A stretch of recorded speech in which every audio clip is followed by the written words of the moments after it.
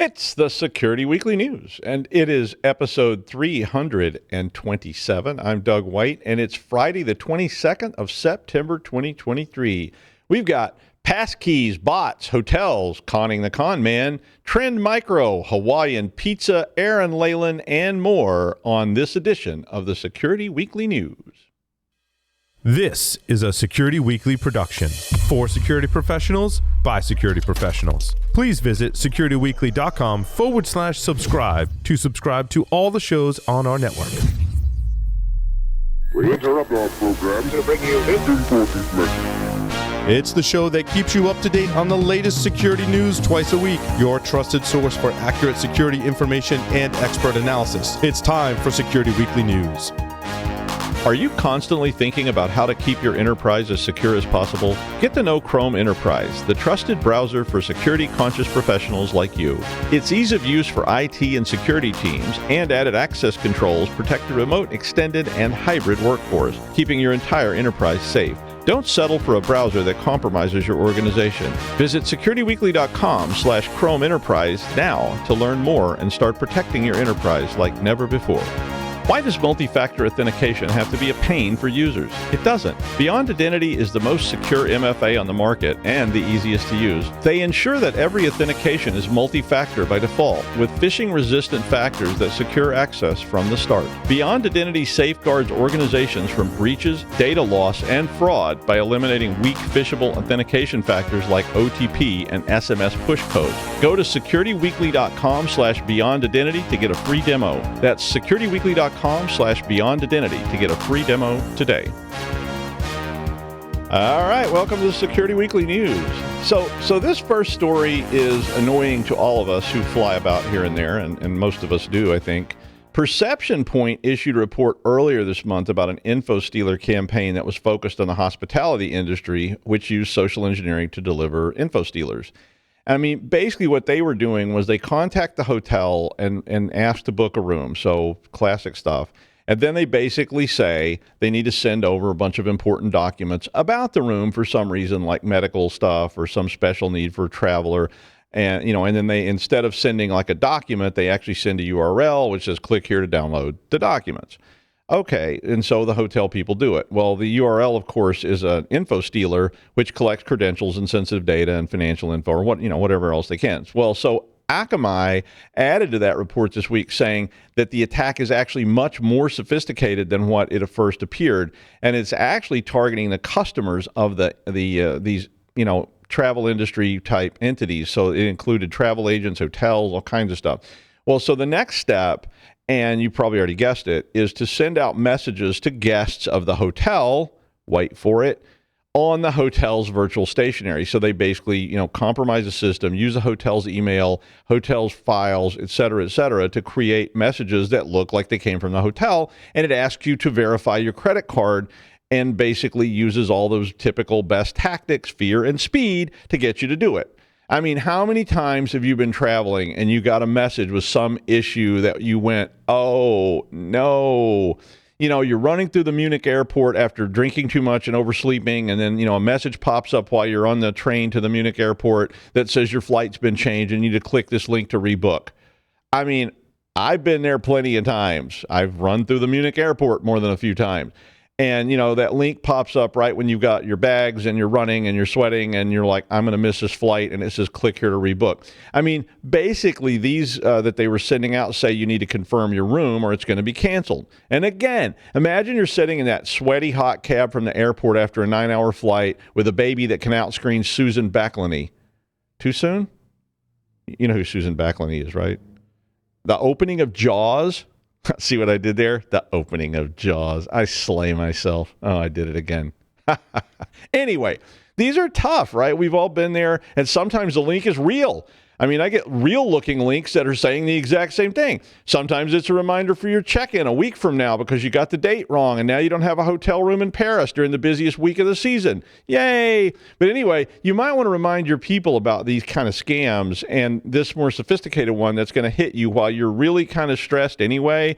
that, maybe that cab driver could be a little serial killery, and, the AC's broken on the hottest day of the year and you're already late for your flight. And I mean, we've all gotten those, and you don't have, your sandboxes and everything handy. So you click the link, oops. Github is making passkeys generally available today to secure accounts against passwords and allow passwordless login for everyone. I mean, this is of course a current trend. If you're not really familiar with it, passkeys are linked to specific devices, and they make things a lot more convenient in the world of all the multi-factor stuff, since multi-factor, makes you have all these additional steps. And people don't like that. And so basically you don't have to log in if you're on a very specific machine. It's like the old Kerberos kind of, ticket verification stuff. I mean, I personally think there's a lot of downsides to this, but it is great on your dedicated, isolated machine in your locked up room in your basement at your house that never leaves that space and nobody else ever goes in there. Well, GitHub launched this option in beta back in July, and tens of thousands of users have already adopted it. The goal, of course, is to secure all contributors with multi-factor by the end of 2023, but they still want to make it convenient for people that are developers who sit down at their dev station every morning and they start work. But you just have to log in once, open the account security settings, and click Add a Passkey to do this. I actually did it this morning, and it was really, really easy. Well, Apple also announced today that they will be allowing users to use passkeys starting with the 26th September update. I'm sorry, that's the Microsoft update of Windows 11 on the 26th of September that's coming. But Apple is doing this as well. Google is moving this way as well in Chrome 118. And then, meanwhile, Apple did finally adopt USB-C on the new iPhone 15. So only a few years late. But, they finally got there. Of course, now that means you have to change all your cables if you have an iPhone 15 again. But this whole passkey thing does worry me a bit, too, because I hate passwords. I realize they suck. We all know they suck, and we need better ways to do this. But at the same time, when you start asking people to provide a drop of blood, like a la, what is that movie called? I can't remember it now. Ethan Hunt movie. The one where they have to, get a blood sample every time they go through a gate and all that. Whatever. But you need to consider it carefully, because I think it can be abused. And if somebody at your office puts their passkey on a machine at the public library, or even just leaves their laptop sitting out in the open and it gets stolen, it doesn't lead anywhere good. I mean, I remember trying to shut down these Kerberos tickets once because a consultant lost their laptop. It got stolen. And, we don't know if the people stole it because it was the consultant's laptop or they just stole it because it was a free laptop. But in general, I think it's a good direction, but we really need to understand all the risks as well. The FBI and CISA issued a warning about ransomware gang Snatch. Great movie, by the way. Whatever happened to Guy Ritchie? I mean, he kind of, Lock, Stock, and Two Smoking Barrels, awesome. Snatch is awesome. Rock and Roll is awesome. And then swept away. Yeah, it's like, I don't know why they do that. But anyway, the FBI and CISA said that the Snatch gang was first observed in 2018 and has targeted just about every sector since then. But since mid-2021, they've constantly evolved their tactics to be the cutting edge in the ransomware scene.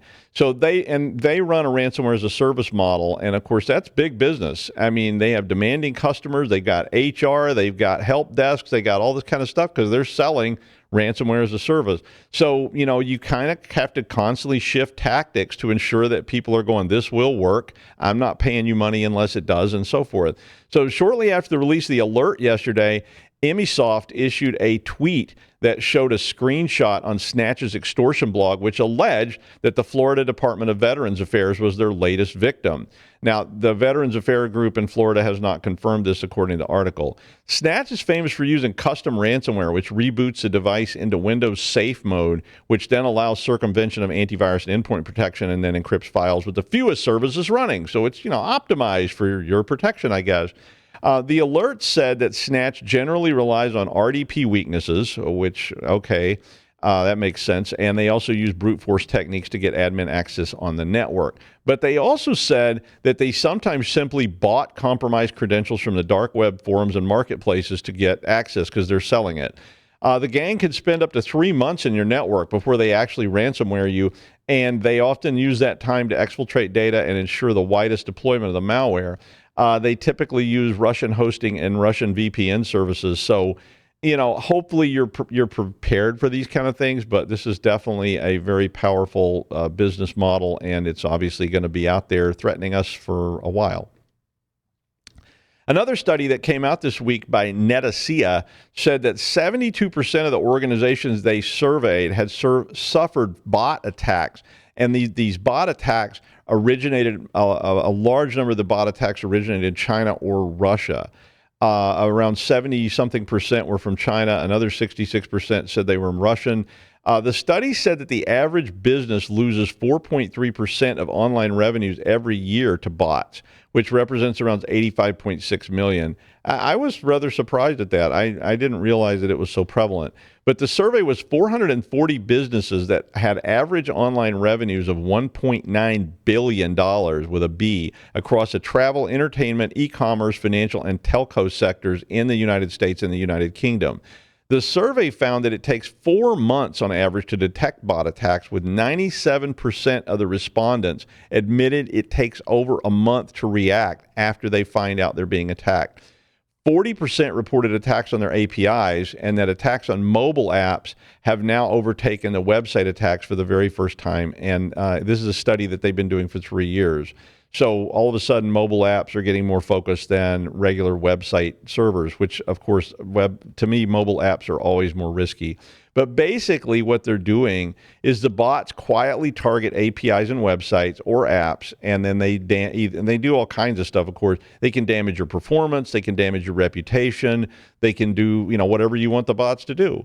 But the story says that the two big players are doing this both for intelligence and espionage, as well as just plain targeting people to probably make money and so forth, and or damage their reputation. So you might want to think about this a bit. I mean, it's something I think I'm going to think about some, because I haven't really thought about it from the perspective that they were presenting it, that it was such a big problem. I always thought, bots were mostly just, basic stuff, but it sounds like it's a lot bigger than that. So it's worth a read if you have a web presence. Well, I saw the word miscreants, and I immediately started reading this article. I love the word miscreants, and I like being described as one. I think it's one of my favorite, terms. But this one is a lure, as usual, but it's a bit new, I guess. But it's exactly how I would make a lure. I mean, basically, they targeting people that are looking for bad things, like people that want cracked software or whatever. Well, here we go again. It's conning the con man kind of things, which very appealing to me. But basically, the lure in this case is malware, but it's listed as a proof of concept for a high-profile vulnerability. So the fake proof of concept was committed to a GitHub repository last month with the claim that it was a new exploit for a Winrar vulnerability. The Winrar vulnerability, by the way, is real, but that Winrar vulnerability was just been made public like a couple of days prior to them posting this supposed proof of concept. So, I mean, how many times have you looked for something like this? I do it all the time. I read a story and they say there's a proof of concept been published. I want to look at what it does, and I go look at it. And, okay, it's pretty scary. Now, granted, I'm so nervous about these things, I almost always do them from a sandbox VM, though. I mean, I'm just going to spin one up. I'm going to look at it. I'm going to throw it away at the end of that. And I know, I have a nice little sandbox VM. But I don't trust these guys. I don't trust anybody. I mean, so, GitHub, come on, anybody can post something there. I mean, when my brother uploaded some pictures of my parents, I went to that site in a sandbox. I was like, maybe it's a fake, who knows? My brother, he never contacts me. All of a sudden, he sends me a link to some pictures. I'm like, oh, right. I don't think so, buddy. But, I mean, Winrar has around 500 million users worldwide. So an exploit with code, that's priceless. So Unit 42 reported that the code was posted by a user called Whaler Splonk, or Whaler's Plonk, I'm not sure. But they said it was a POC for Winrar remote code execution that had been public reported on the 17th of August. But the POC was actually a Python script that was copied from another exploit of a SQL injection in GeoServer. So it didn't actually have anything to do with Winrar. They took all the comments and things out of the code. The code was added to that script, that when you executed it, it downloaded another batch script, which ran an encoded PowerShell script, which in turn downloaded and ran a variation of Venom Rat. Okay, so, it's pretty typical lure. And of course, Venom Rat has keystroke logging, command and control connections, all kinds of, handy dandy tools. I mean, this is an old idea, right? And it's not at all surprising that people are doing it. But so when we're doing this, be careful when you download these things, because we all see some new proof of concept. Everybody says, oh, I want to read that real quick, see what it's all about. And then, that's what they're counting on. I mean, that old Star Trek EXE file that wiped your hard drive, and I don't know who wrote that back in like 1988, but, it was just kind of the same idea. And, you post it on there and say, here's a cool game. If you're looking for teach me to hack, try this game first. It's a lot of fun. Or better, learntohack.exe. I've seen those before. Anyway. All right. TrendMicro issued a release on Tuesday to warn that a critical vulnerability affects Apex One and other endpoint security products that they make. And that they had seen it being exploited in the wild. The vulnerability impacts Apex One SaaS, and worry-free business security products. Wow, unfortunate name. But the vulnerability involves a product being able to uninstall third-party security software, and it can be used to create arbitrary code execution. The attacker does have to be able to log into the product's admin console, so the vulnerability is not that dangerous unless, of course, you expose your admin console. But it's still dangerous. And don't expose your admin consoles. I mean, come on. But anyway, patches have been released for all those products, but you do have to, of course, put them in place. And did I say don't expose your admin consoles? Really? I mean, really? I've been saying that for a while. Well, amidst all the hoopla about AI, the concerns about AI and the possibility of Skynet and all of us losing our jobs to AI and being forced to date AIs and, AI stealing our, spouses and other significant people and whatever. Well, the same people, of course, who are warning you about AI are also flooding the market with new AI products. AI-enabled chewing gum now with flavor crystals, and it chews itself. AI underwear, it lets you know when you need to change it, and it may actually demand that you change it. AI toilet bidets, you bet. AI dental floss, why not? I mean, if you can make it, we can AI enable it.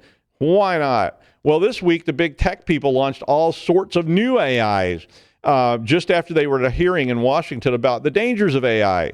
It's like, okay, yeah, it's dangerous, but not ours.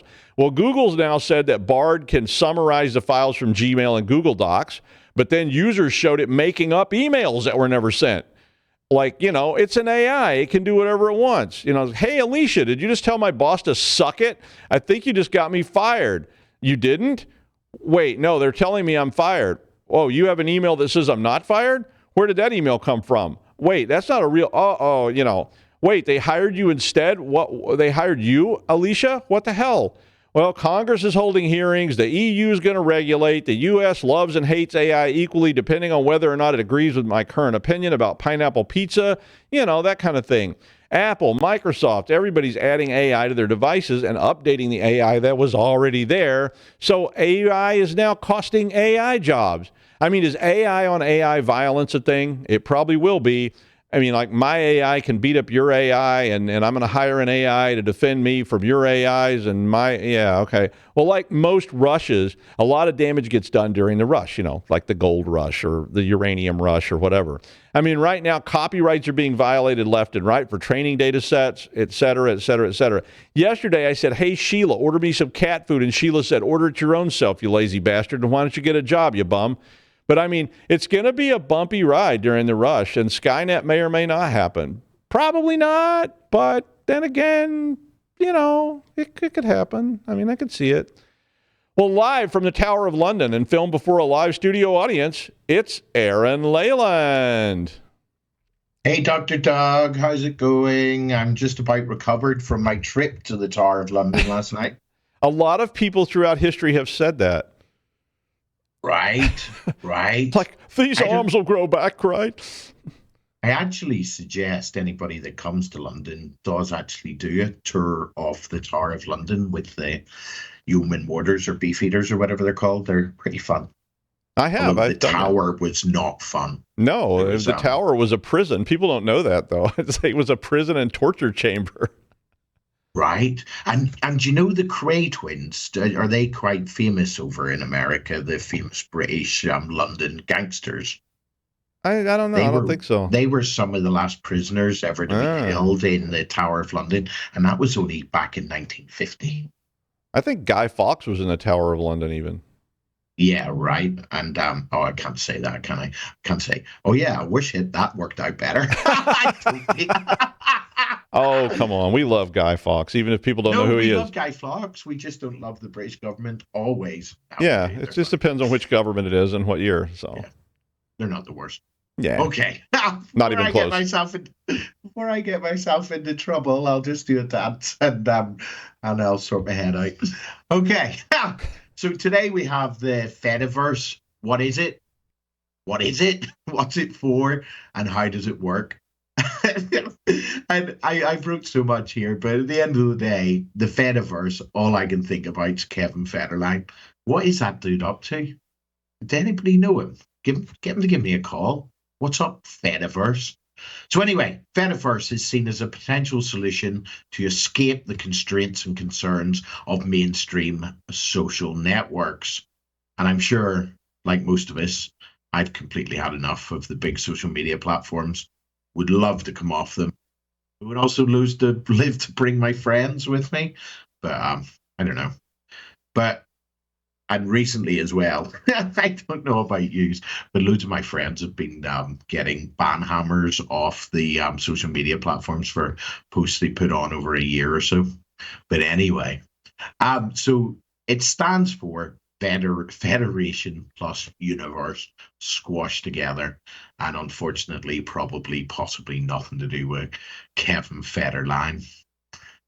It's essentially a collection of interoperable social networks. We have some issues with it. Obviously, centralized platforms leading to issues of constant isolation and monopolistic controls. This is sort of to try and break away from that. Although I think recently you probably need a degree to navigate the back-end controls of the big social media platforms. Users produce content, but the platforms profit without respecting user privacy, collecting vast amounts of data. So that's obviously problems with the big social media platforms. I wrote here, don't mention anything about Cambridge Analytical data scandal. On the big platforms, there's lack of user control, leaving us vulnerable to sudden changes in platform policies or governance. Yeah, just an absolute nightmare. So what is the Fediverse's solution? It has a decentralized architecture, multiple independent servers or instances, as they call it, that interact with each other. It uses Activity Pub protocol, and as you can see in the background, I'm in the pub today, which is sanctioned by the World Wide Web Consortium, W3C, for inter-instance communication. Each instance has its own rules, moderation, and theme, promoting diversity while still being interconnected. Which to me sounds like a whole lot of stuff to learn, and I think my gran will be sitting this one out, unfortunately.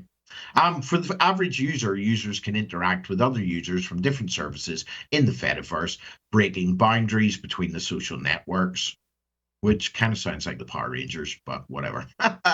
Oh, look, okay. Although, despite the overarching compatibility, there are challenges like closed communities, lack of a universal search function, and the need to know exact user addresses. Sounds a bit like Tor, actually, doesn't it? So it doesn't exactly sound all beautiful. It comes a little bit difficult to me, anyway. Current services in the Fediverse, and I hadn't heard of all of these, to be honest. Mastodon, which is the largest platform, and as we know, similar to Twitter. Is anybody over in Mastodon? Did you all get stuck over there? Are people there hiding from me? It's like, I remember when Mastodon was big. I guess some people are still on it. Probably us a lot, to be honest. Okay, then Misskey and Palermo, microblogging platform with unique atmospheres. Pixel Feed, image-based similar to Instagram. PeerTube, video streaming, but not a complete YouTube equivalent. And I nearly made the mistake.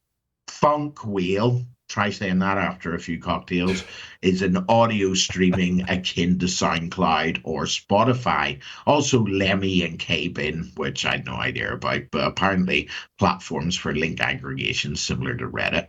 Okay, so what is the future of the Fediverse?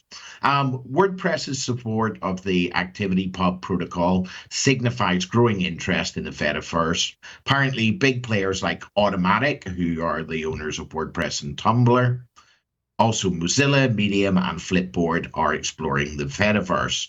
Mark Zuckerberg's Threads. What even is that? Anybody over there as well? Or is it the same people as Mastodon?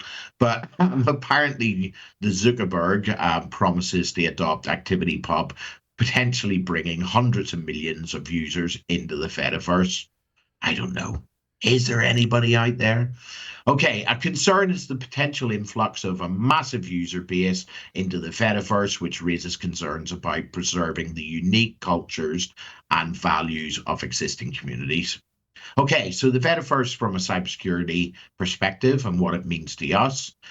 Decentralized architectures like that of the Fediverse inherently reduce single points of failure, making massive data breaches less impactful than they would be on a centralized platform, obviously. For users, this means that even if one instance is compromised, it doesn't necessarily spell disaster for their data across the entire Fediverse.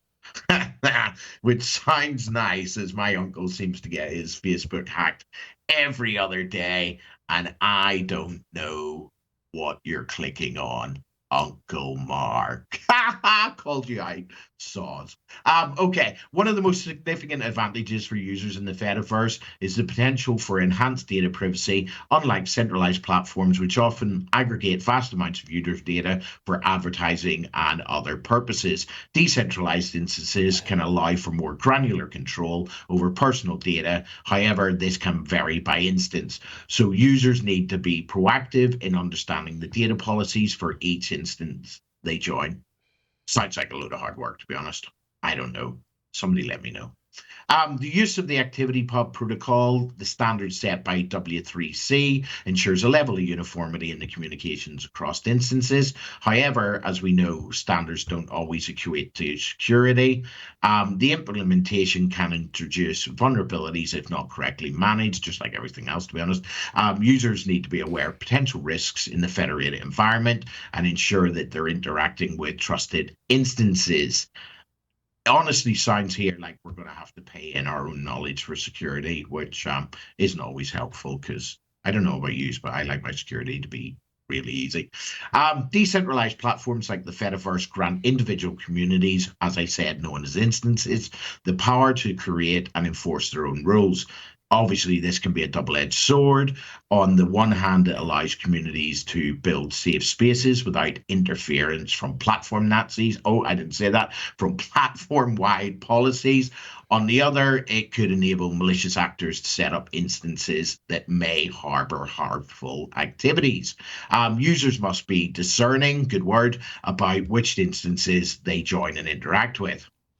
The ability to interact across different instances and platforms is a significant benefit to users, obviously breaking down the walled gardens of traditional social networks. But this interconnectedness, good word, while prompting ease of use, might also introduce complexities from a security standpoint. Interaction across instances can introduce threat factors, especially if one instance has lax security measures compared to others. Happens all the time, upstream, downstream, sort of compromises and stuff like that. With major players showing interest in the Fediverse, I don't think that's a good thing, but anyway, and the ActivityPub protocol, there's a potential for mainstream adoption. However, this comes with challenges, and there's a risk of diluting the core principles of decentralization. I don't know, Facebook probably used to be good when I started in 2007. So for users, this means navigating a rapidly changing environment where the balance between user experience and security becomes even more critical. Finally, while the Fediverse offers a promising alternative to traditional social networks, it shifts more responsibility to the user. Is that good or bad? Cyber hygiene, understanding of individual instance policies, and continuous learning become crucial. Users are no longer just consumers in the Fediverse, they're active participants in shaping its security landscape. Boom. How do you like that? Okay, back to you in the studio, Dr. Doug, who can hopefully tell us his Mastodon handle or funk wheel call sign. Good buddy, Rubber Ducky, 10-4, over to you. Yay, I want a funk wheel handle. Say it 3 times. Funk wheel, funk wheel, funk wheel. Yeah, sometimes you just wonder. Thank you, Aaron. You're welcome, Doug. Thank you. And finally, the Australian Pizza Hut has suffered a data breach. About 190,000 customers were notified that their names, delivery addresses, email, phone number, and etc. had been accessed, and the lost data included their pizza ordering history. Did you order a double meat, double cheese, double anchovy, and double garlic pizza on Valentine's Day? You're either not dating anyone or you probably aren't ever going to be dating anyone anytime soon. But worse, it revealed the users of the dreaded Hawaiian pizza. If you don't know what a Hawaiian pizza is, it's ham and pineapple. If you don't know, it just sounds wrong, right? I mean, it's from the big book of things that sound wrong, like fish-flavored candy or a halo of gravy. Actually, that doesn't sound that bad till you see it on a cat food can. It's actually a type of cat food. But how about a clam sandwich or a clamato martini? Like that. Maybe it's actually good, but it didn't sound very good. But so probably somebody's being extorted not to have all their friends find out that they secretly like Hawaiian pizza. I mean, like they threatened to leak my nudes, and I just said, if I get a cut, okay. But, you tell them I like sushi pizza with a gravy halo, and I mean, hey, let me get my cash out, okay? That's the news. Thanks, Aaron. I will be live at the Millennium Alliance CISO meeting in the Biltmore Hotel in Miami Beach, Florida on the 10th of October and 11th of October. So if you're going to be there, be sure and say hi. Otherwise, I'll see you next week on the Security Weekly News.